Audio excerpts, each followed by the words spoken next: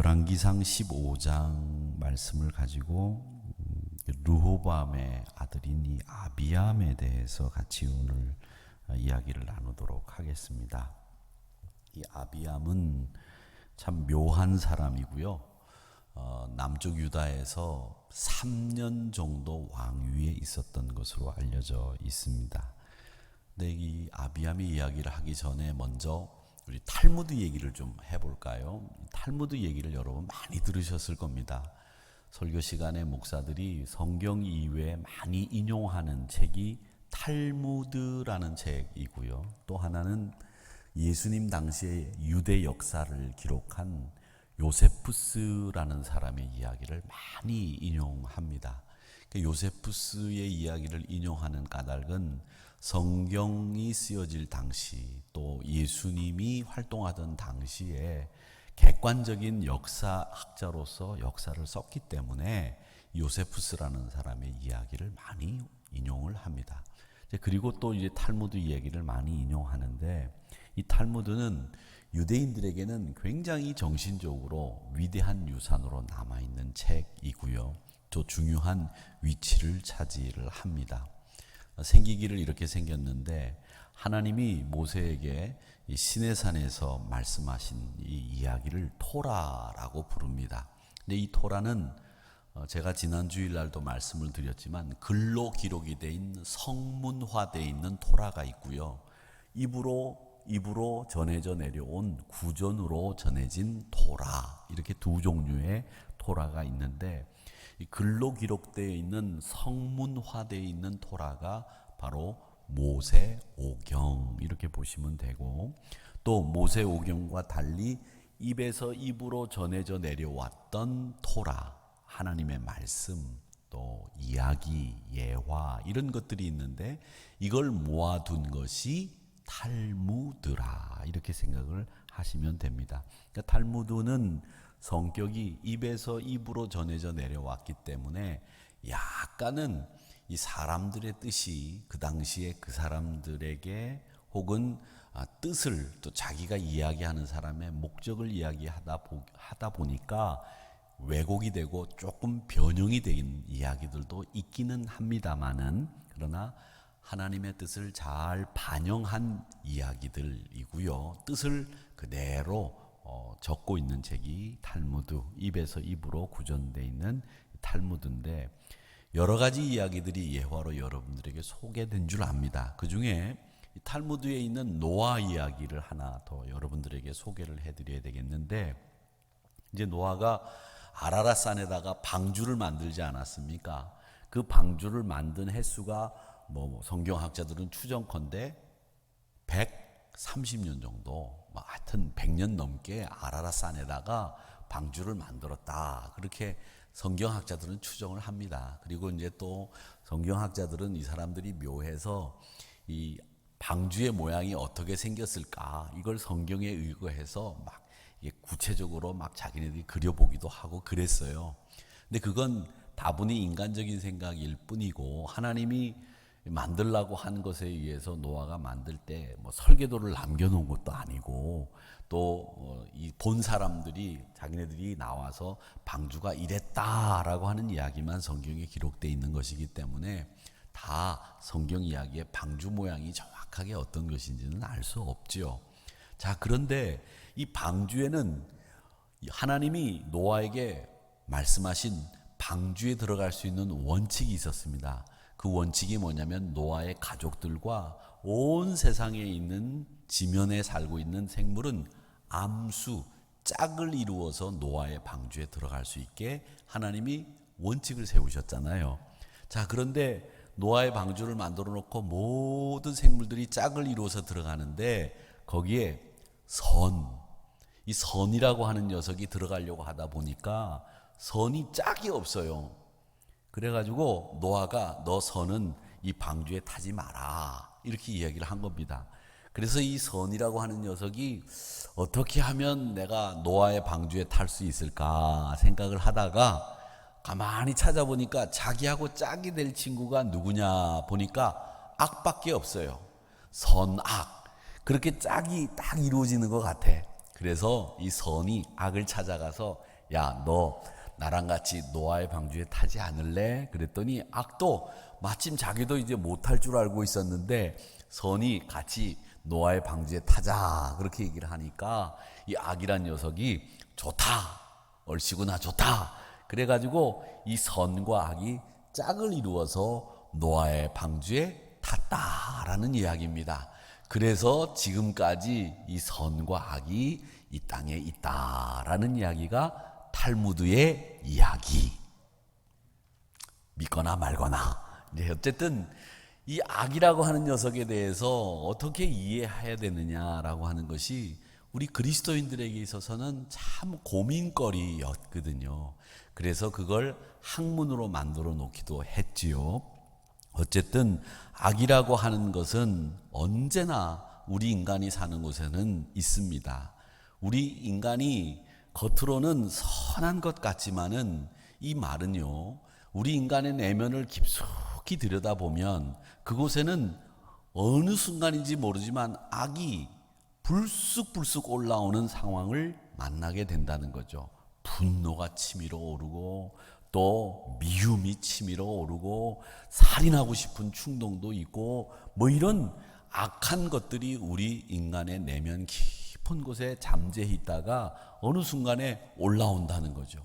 이걸 참지 못하고 이걸 발출하게 되고 드러내게 되는 순간에 악은 죄를 저지르게 된다는 겁니다.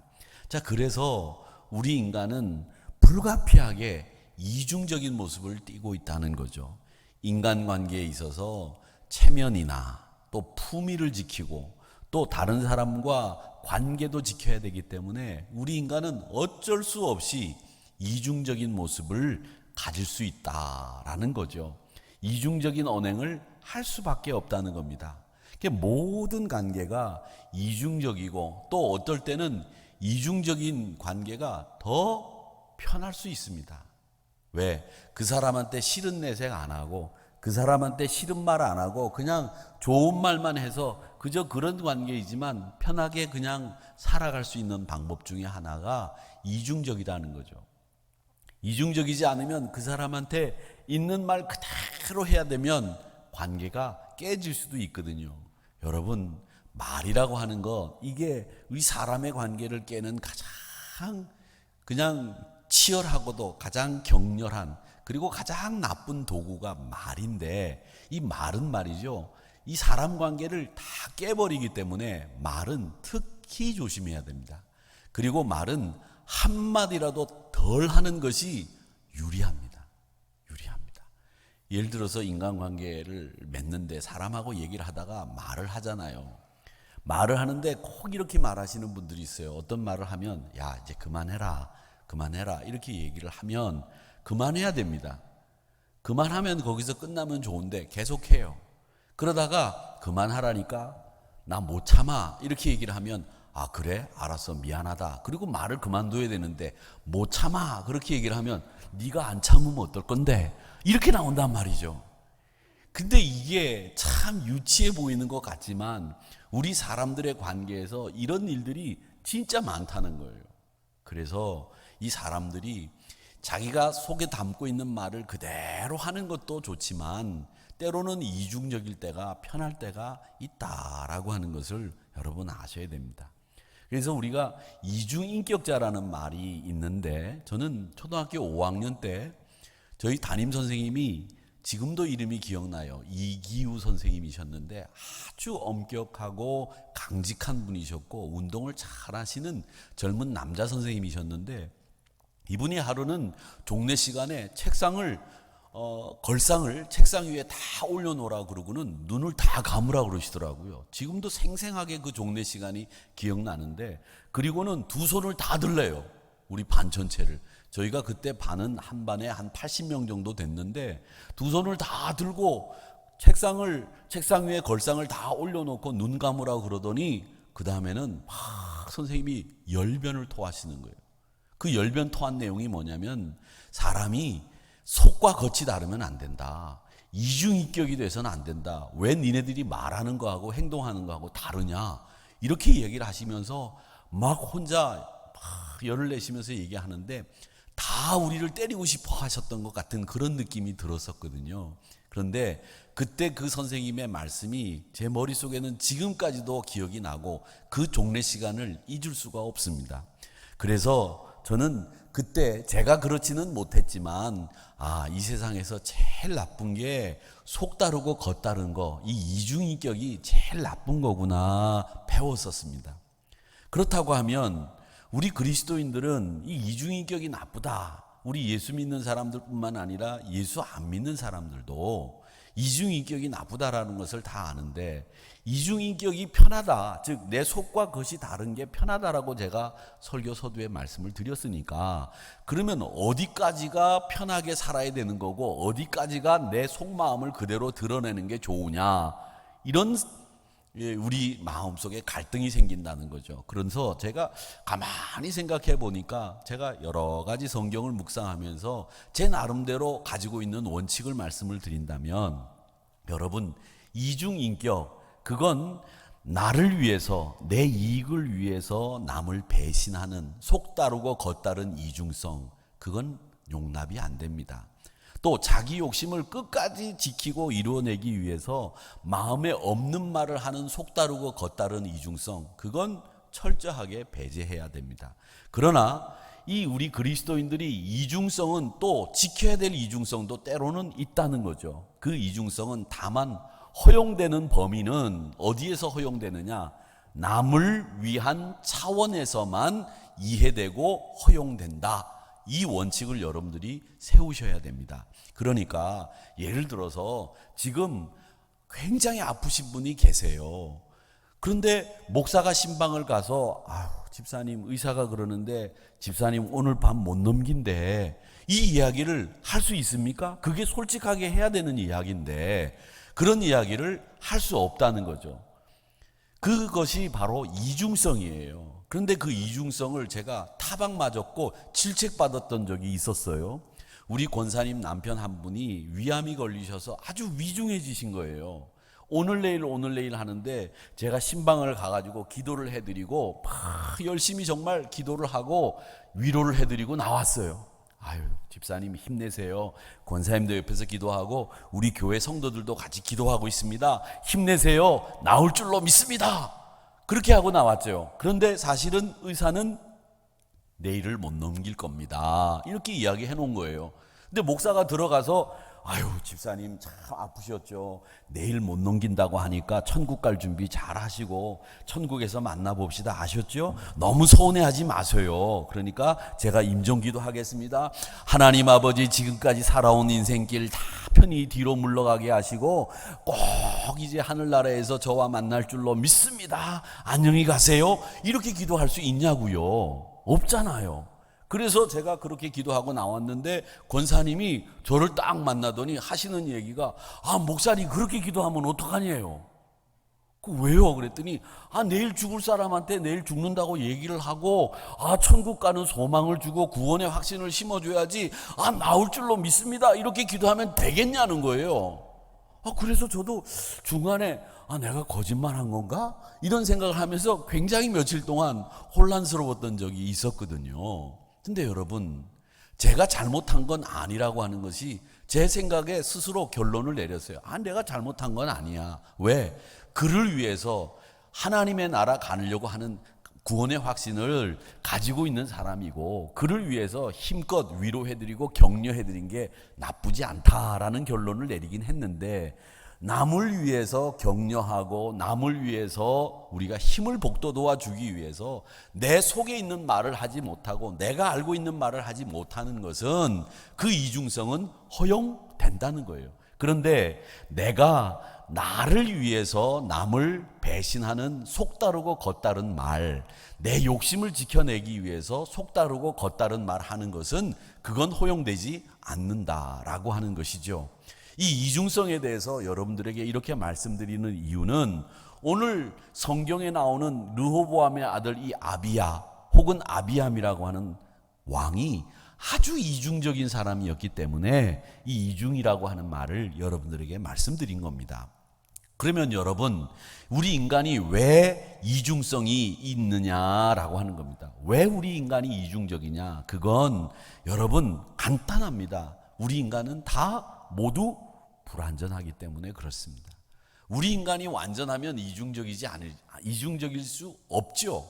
그런데 우리는 연약하고 불안하고 허점이 많고 그리고 불완전하기 때문에 우리는 이중성을 누구나 다 가지고 있다라고 하는 겁니다. 또 이중성 경우를 하나 더 말씀드리면, 예를 들자면 여러분, 이중성 중에 하나가 그겁니다. 장사하시는 분들이 물건을 팔면서 뭐라고 그러시느냐? 아유, 남는 거 하나도 없어요. 그 얘기가 거짓말 중에 대표적인 거짓말이라고 하잖아요. 그 거짓말이 바로 우리 인간의 이중성을 드러내는 말이고요. 또 하나는 어떤 말이 또 거짓말이냐 하면, 젊은 남자들 여자들 불러가지고 설문조사를 해요. 야, 너는 네가 결혼할 때 이성 배우자 어느 것을 제일 먼저 보느냐 이렇게 물어보면, 남자들은 대부분 뭐 그 사람의 그 여자의 뭐 학력을 본다, 또 혹은 그 성품을 본다. 근데 제일 많이 이성 배우자를 뭘 보느냐 물어보면 성격을 본다고 대답을 제일 많이 한답니다, 대부분. 그런데 여러분 아세요? 남자들이 여자를 볼 때 제일 많이 보는 것은 3위가 뭐냐? 외모예요.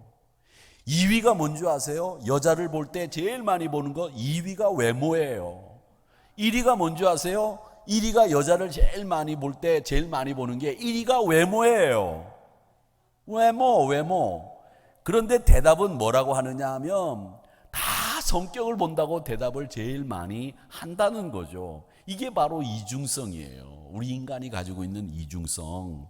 그런데 이 이중성은 바로 우리가 요즘 많이 이야기하는 내로남불, 내가 하면 로맨스, 남이 하면 불륜, 이게 바로 이 인간의 이중성을 가장 잘 설명하는 이야기인데, 오늘 이 아비야라고 하는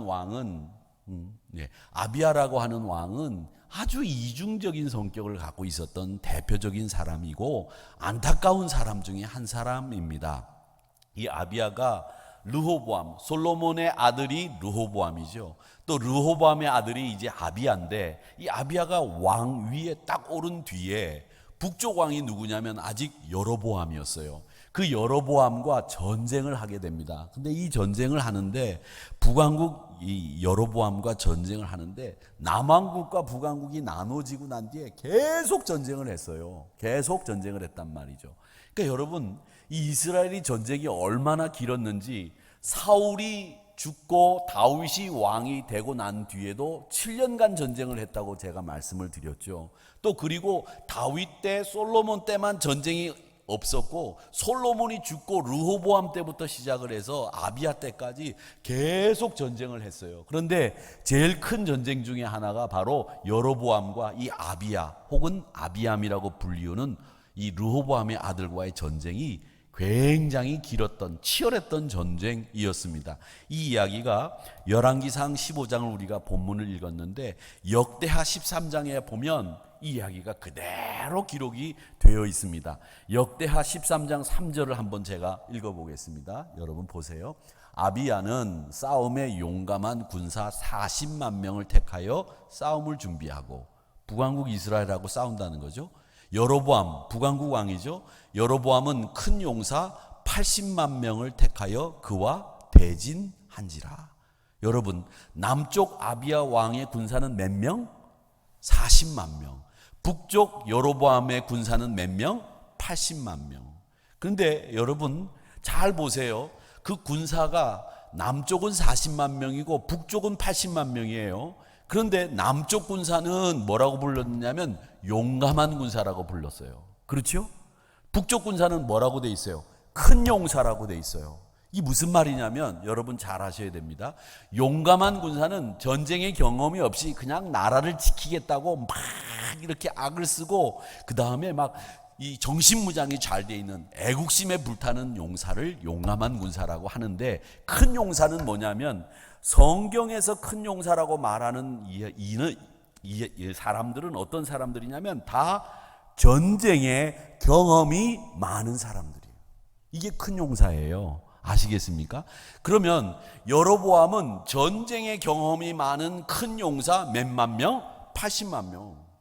남쪽은 전쟁의 경험은 없지만 그냥 용감하게 나라를 지키겠다고 하는 마음만 가지고 있는 용감한 군사 40만 명. 누가 전력이 세요? 북쪽 여로보암이 전력이 훨씬 더 막강한 거죠. 자, 이런 전쟁이 있었다라고 하는 겁니다. 자, 그런데 그 전쟁을 하기 전에 보니까 우리가 군사력이 모자라. 아비야가 보니까 너무 모자라도. 그래서 이 아비야가 역대하 13장에서부터 역대하 13장이죠. 역대하 13장 4절부터 12절까지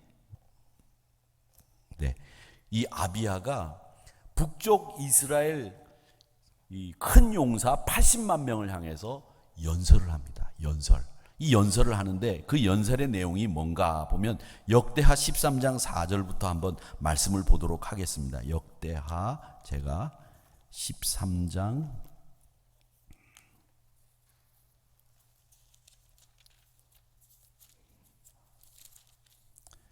13장 제가 4절부터 몇 절을 읽어보겠습니다. 역대하 14장 4절을 읽을게요. 뭐라고 되어 있느냐면 아비야가 에브라임 산중 스마라임 산 위에 서서 이르되, 이제 연설을 시작하는 겁니다. 여로보암과 이스라엘 무리들아 다 들으라. 연설을 시작했죠. 그런 다음에 뭐라고 그러냐면 5절에서 이스라엘 하나님 여호와께서 소금 언약으로, 깨질 수 없는 소금 언약으로 이스라엘 나라를 영원히 다윗과 그의 자손에게 주신 것을 너희가 알 것 아니냐. 자기가 다윗의 손주잖아요. 그렇잖아요.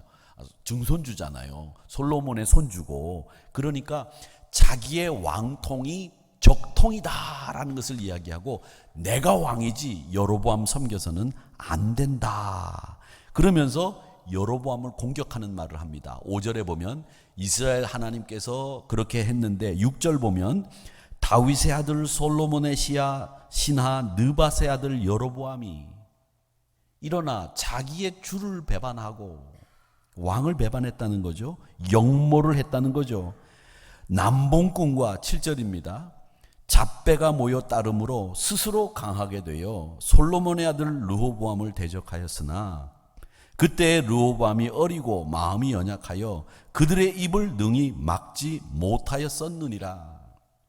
그러면서 너희들이 이제 또 다윗의 자손의 손으로 8절입니다. 다스리는 여호와의 나라를 대적하려 하는도다. 너희는 큰 무리요 또 여로보암이 너희를 위하여 신으로 만든 금송아지들이 너희와 함께 있도다. 네가 나라를 대적하고 우상을 섬겼다.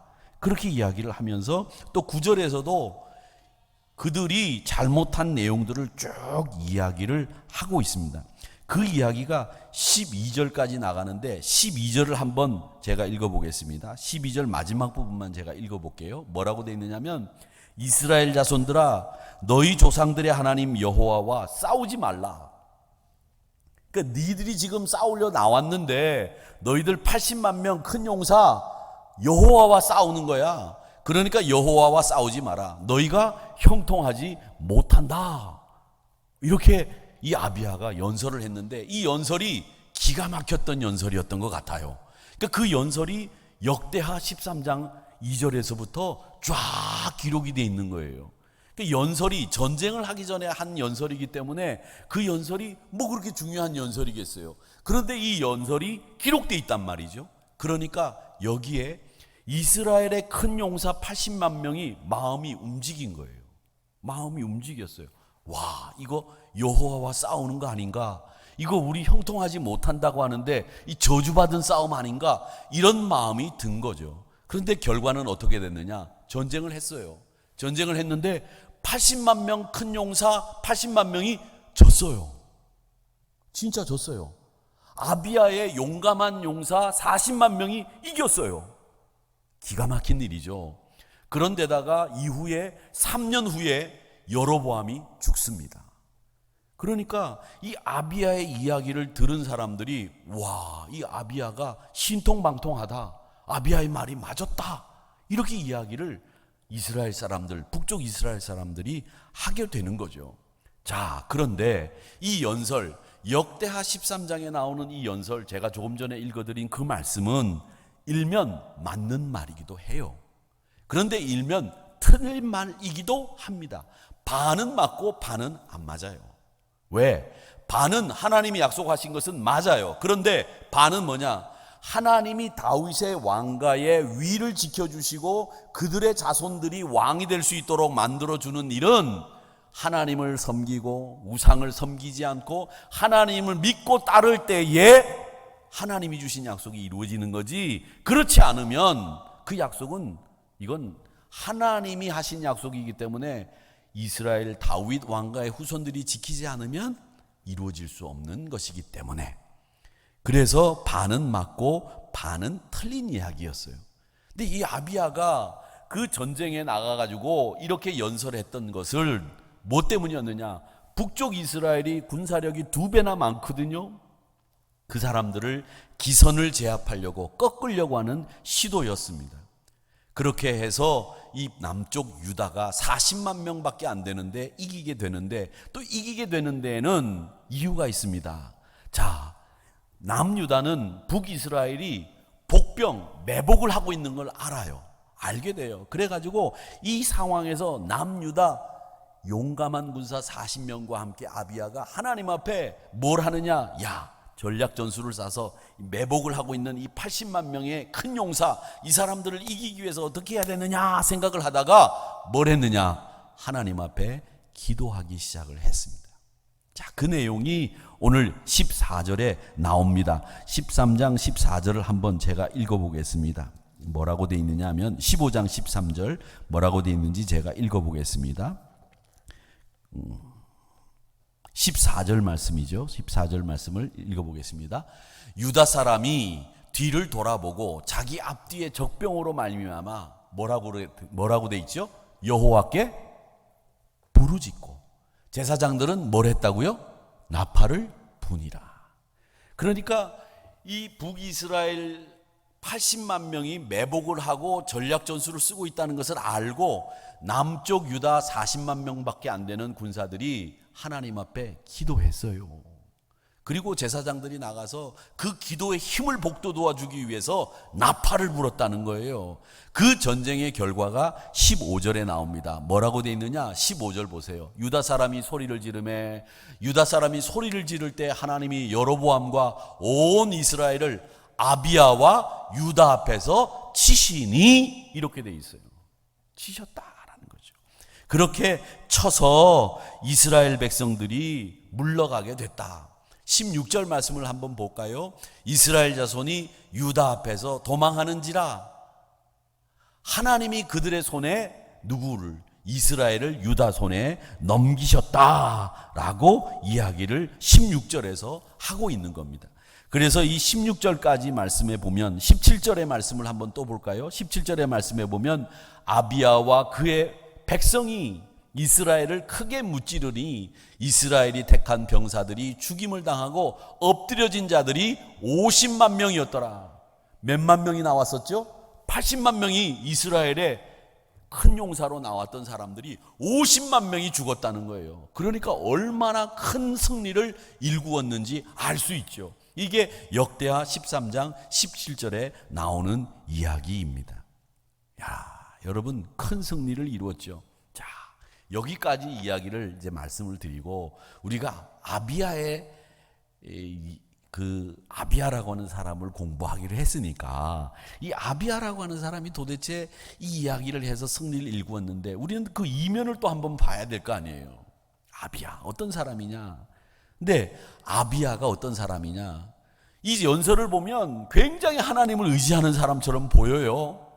하나님을 사랑하는 사람처럼 보이고 믿음의 사람처럼 보여요. 야, 너희들 여호와를 대적하면 되겠느냐? 하나님이 모세를 통해서 소금 언약을 주셨는데 니네들이 르호보암을 대적해서 여호와와 싸우려고 하느냐? 이놈들아, 하나님을 의지하는 것 같아요. 그런데 보세요, 뭐라고 돼 있느냐 하면 아비야가 어떤 사람이었느냐? 열왕기상 15장 3절을 읽어볼까요? 열왕기상 15장 3절. 자, 이 아비암이 아비야의 또 다른 이름입니다. 한번 여러분 이제 소리는 조금씩 내셔도 되니까 소리 조금 내시고요. 제가 읽어보겠습니다. 아비암이 그의 아버지가 이미 행한 모든 죄를 행하고 그의 마음이 그의 조상 다윗의 마음과 같지 아니하여 그의 하나님 여호와 앞에 온전하지 못하였으나, 이렇게 돼 있어요. 자, 그런데 반대로 역대하 오늘 읽은 13장 말씀을 한번 보세요. 13장 18절 말씀을 한번 보세요. 여기는 평가가 반대예요. 그때 이스라엘 자손이 항복하고 유다 자손이 이겼으니 이는 그들이 그들의 조상들의 하나님 여호와를 의지하였음이라. 반대예요. 아비야가 남유다 군사와 함께 하나님을 의지했대요. 그런데 열왕기하 15장 3절에서는 아비야는 어떤 사람이에요? 다시 열왕기상, 하나님 앞에 온전하지 못하고 다윗과 마음이 다르고 르호보암 그 아버지가 행한 모든 죄를 행한 나쁜 놈이라는 거죠. 이렇게 상반된 평가가 있다는 거예요. 그런데 여러분 아십니까? 오늘 이 말씀을 보면 아비야가 상반된 이 평가를 보듯이 아주 이중적인 인간이라는 것을 우리가 금방 알 수 있는 것이, 이 아비야는 이름도 두 개예요. 이름도 두 개. 하나가 아비야고 하나는 아비얌이에요. 그 열왕기서에는 아비얌으로 돼 있고 역대기에서는 아비야로 돼 있어요. 근데 이 말은 똑같이 어떤 뜻이냐면 나의 아버지는 하나님 여호와, 이런 뜻이에요. 좋은 이름이죠. 그런데 이 아비야와 아비암이라고 하는 이 두 가지 인물이, 이 두 가지 이름을 가지고 있는 한 인물이 동일한 인물인데, 아비야라는 이름은 성경에 4명이 등장을 합니다. 어떤 사람이 등장하느냐 하면 사무엘 선지자의 아들이 아비야가 있어요. 그리고 오늘 여기 남유다 르호보암의 아들 아비야가 있어요. 또 누가 있느냐 하면 북쪽 왕의 여로보암의 아들도 아비야가 있었어요. 그러니까 여로보암도 아비야가 있었고 르호보암도 아비야가 있었는데 이 북쪽 왕 여로보암의 아들 아비야는 일찍 죽었어. 그래가지고 왕이 못 됐어요. 근데 남쪽 왕 르호보암의 아들 아비야는 왕이 됐어요. 근데 이 아비야라는 이름이 뭐라고 그랬죠? 나의 아버지는 여호와 하나님이라는 뜻이잖아요.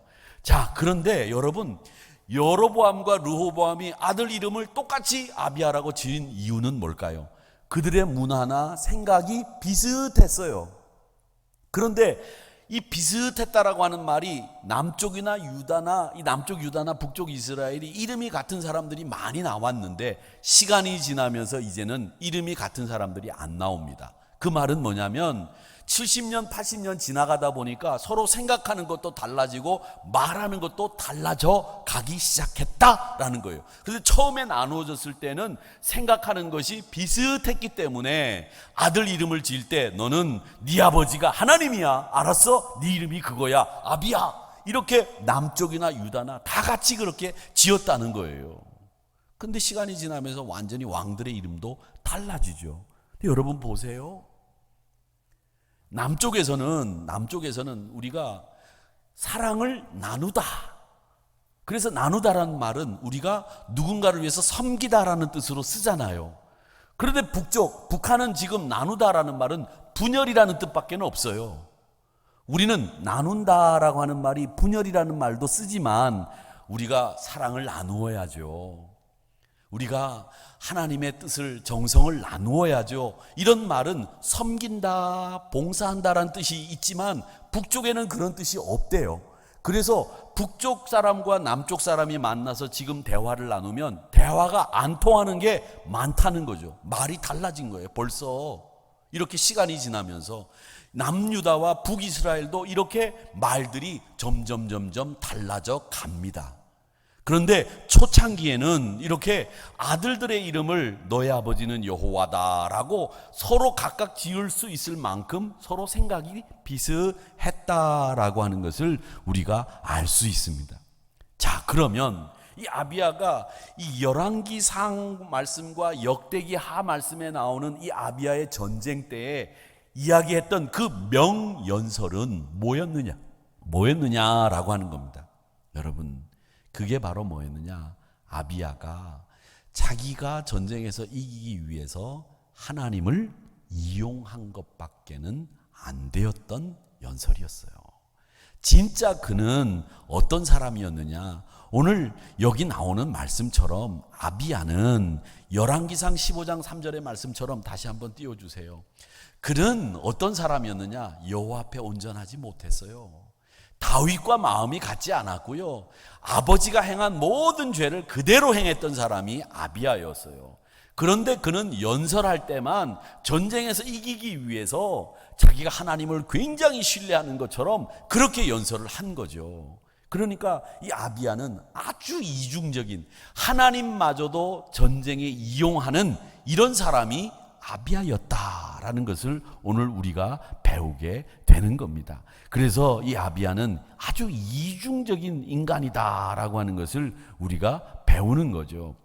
그래서 여러분, 이 이중적인 인간은 왜 이중적인 인간이었느냐? 제가 설교 서두에 말씀드리지 않았습니까? 우리가 불완전하기 때문에 이중적일 수밖에 없다, 이렇게 말씀을 드렸는데, 그러면 우리가 불완전하기 때문에 이중적이라고 하는 것인데 여러분 어떻게 하시겠습니까? 이 이중적인 모습, 제가 기준을 말씀드렸죠. 남을 위해서 이중적일 때는 위해서라면 허용이 되고, 내 욕심이나 내 이익을 위해서 이중적일 때는 그건 허용이 안 된다, 이렇게 말씀을 드렸는데, 우리가 믿음의 사람이라면 한 단계 더 나가서 우리 인간의 이중성을 어떻게 적절하게 처리하고 우리가 이중적이지 않을 수 있느냐라고 했을 때 이 아비야를 통해서 받는 교훈이 있어야 될 터인데, 여러분 그건 우리가 온전하지 못하기 때문에 방법은 하나밖에 없습니다. 여호와 하나님을 신뢰하는 길밖엔 없다는 거예요. 그 방법 말고는 우리 이중성을 뛰어넘을 수 있는 길이 없어요. 이사야서 26장 4절의 말씀에 보면 뭐라고 말씀하셨느냐면, 너희는 여호와를 영원히 신뢰해라. 주 여호와는 영원한 반석이심이로다 그랬습니다. 여러분, 반석이 움직입니까? 안 움직입니까? 안 움직여요. 설악산에 가면 울산바위가 있는데 그 울산바위는 움직입니까? 안 움직입니까?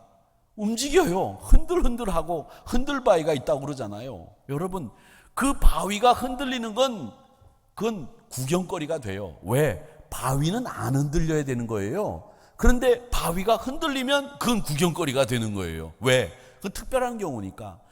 그럼 반석은 흔들립니까? 안 흔들립니까? 안 흔들리는 게 특징이에요. 그러니까 우리 하나님은 영원히 흔들리지 않는 분이시기 때문에 우리가 불완전하고 이중적이라고 할지라도 우리가 허용하고 허용하지 못하는 나름대로 양심의 룰을 가지고 있다고는 하나, 우리가 흔들리지 않고 온전하지 못한 내가 이중적인 모습을 최대한 극복하기 위해서는 하나님을 의지하는 방법밖에는 없다라고 하는 겁니다.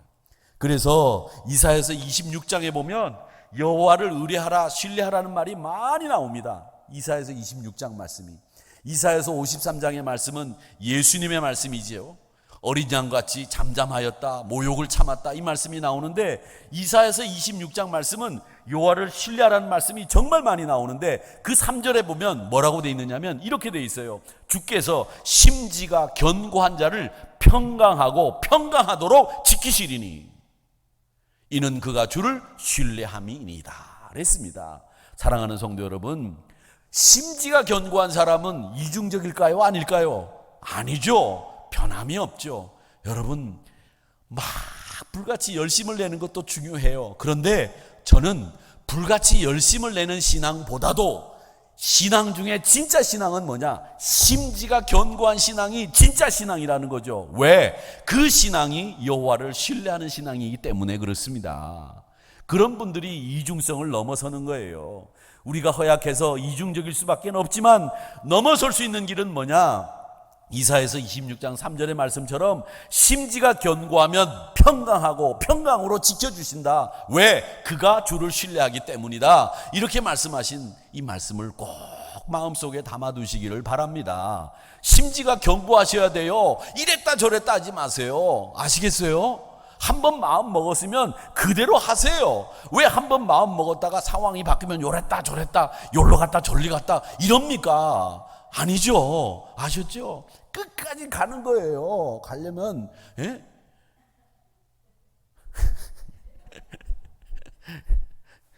한번 가는 길 끝까지 가는 거예요. 한번 가보자. 그 나쁜 길이면 안 돼요. 그 길이 나쁜 길이면 빨리 돌아서야죠. 그때는 이랬다 저랬다 해도 돼요. 그런데 믿음의 길, 우리가 한번 예수 잘 믿기로 했으면 한번 잘 믿어보고 죽어야지. 안 그렇습니까? 심지가 견고해야죠. 그 사람을 평강으로 만들어 주신다고 말씀하셨습니다. 그러기에 우리 인간의 이중성을 지적하는 이 아비야를 보면서 하나님마저도 이용하면서 자기가 전쟁에서 이기려고 했던 그 아비야, 하나님을 신뢰하지 않았구나라는 것을 배우게 된 겁니다. 사람들은 자신의 이익이나 자신의 목적을 관철하기 위해서 다른 사람 이용합니다. 하나님의 뜻 운운해요. 하나님의 뜻이 여기 있는데 말이지, 하나님의 뜻이 어디 있는지 모르겠다고 뭐 하면 툭 하면 하나님의 뜻이래요. 거짓말하는 사람들이 제일 많이 쓰는 말이 하나님의 뜻 운운하는 것 같아요. 저는 그 하나님의 뜻이 어디 있는지 자기가 말이죠, 응답 받은 것처럼 그렇게 얘기하면, 사실 믿음이 없는 사람들은 하나님의 뜻 운운하면 약간 주눅이 들거든요. 겁나거든요. 그러니까 하나님 뜻 운운하면 다 덮어간다는 거예요. 그러니까 하나님의 뜻 운운하지 마세요. 그건 자기 혼자 속으로 생각하시라고요. 하나님의 뜻이라면 여러분이 입으로 발설 안 해도 이루어지게 돼 있어요. 안 그렇습니까? 그런데 왜 하나님의 뜻 운운해요? 목사가 말이죠, 하나님의 뜻이니까 내 말 잘 들어요. 아셨죠? 내 말 안 들으면 죽어? 이러면 어떻게 되겠어요? 하나님의 뜻 운운하면 겁 안 날 사람이 어디 있겠어요? 다 겁나지. 그건 아니라는 거예요.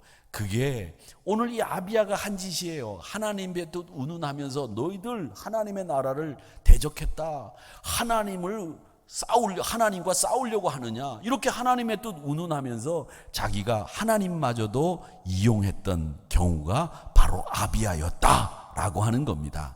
그러니까 사랑하는 성도 여러분, 우리 믿음의 사람들은 하나님을 신뢰하는 것, 그것밖에는 없다.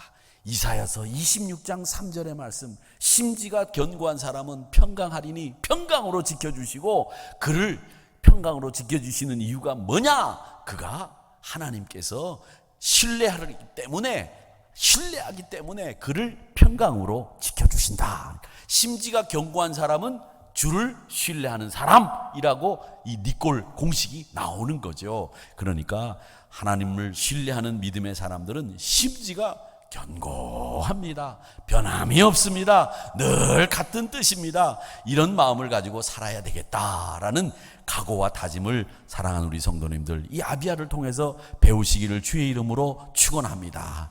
오늘 말씀에 보면 아비야라고도 하지요. 아비암이 자기의 부족한 군사력, 또 왕위를 지키기 위해서 신앙이 있는 척 했습니다.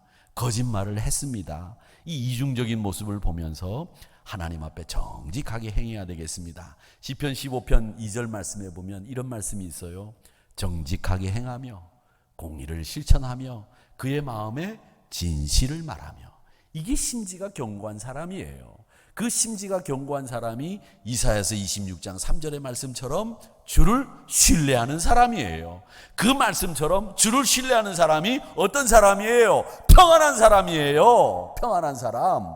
그러니까 잊지 마시고 오늘 시편 15편 2절의 말씀과 이사야서 26장 3절의 말씀 꼭 기억하시면서 여러분 심지가 견고하여 평강을 누리시고, 심지가 견고한 사람이 주께서 신뢰한다고 하는 것을 확실히 알고 네가 나를 신뢰하는구나, 내가 평안을 주겠다 약속하신 그 말씀을 이루어 가시는 여러분들이 되시기를 주의 이름으로 축원합니다. 어느 때든지 어느 장소이든지 누가 보든지 안 보든지 진실되게 일관성을 가지고 신앙의 승리를 일구시는 우리 한우리 성도님들이 되시기를 주님의 이름으로 축원합니다.